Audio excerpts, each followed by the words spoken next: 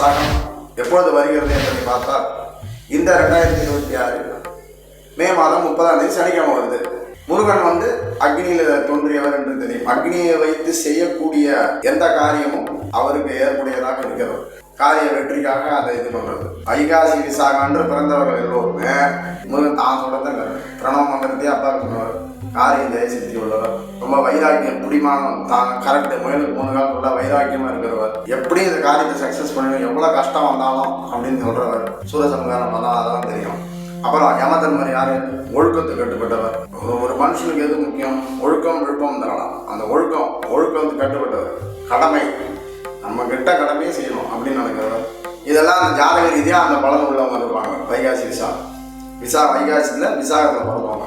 புத்தர் அன்புக்கு அமைதிக்கு கட்டுப்பட்டவர். அப்புறம் நம்மாழ்வார் பெருமாளை பற்றி நிறைய துதிகள் பாடியவர். ரொம்ப எளிய மனிதர். அடுத்தது வடலூர் சத்தியஞான சபை நிறைய ஹெல்பிங் பண்ணிட்டு வருவார். அந்த ஐகாம்லாம் நிறைய நடக்கும். அந்த வடலூர் ராமலிங்க சுவாமி இன்னைக்கு ஐகாம் நடக்கும். நிறைய பெரிய இதெல்லாம் நடக்கும். எவ்வளோ பெரிய டோனர்லாம் எவ்வளோ பெரிய ஊர்லலாம் வடலூர் அன்றைக்கி சத்தியஞான சபையை தோற்றுவித்தவர்.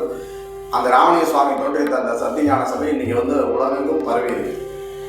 இப்படி பலதரப்பட்ட மக்கள், பலதரப்பட்ட ஞானிகள், பலதரப்பட்ட கடவுள்கள் அந்த வைகாசி விசாகத்தை போற்றுவோம். ஓம் முருகா, ஓம் முருகா சொல்லுவோம்.